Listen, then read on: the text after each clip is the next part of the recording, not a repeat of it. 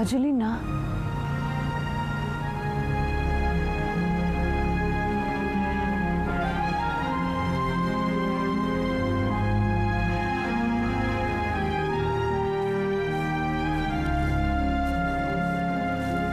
Assalamualaikum, Bayu.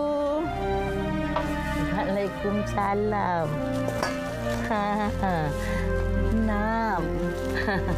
Ni nak ada bawa okey lemper untuk Bayu. Alah, rajinnya kau nak buat lemper untuk Bayu. Banyak pula tu.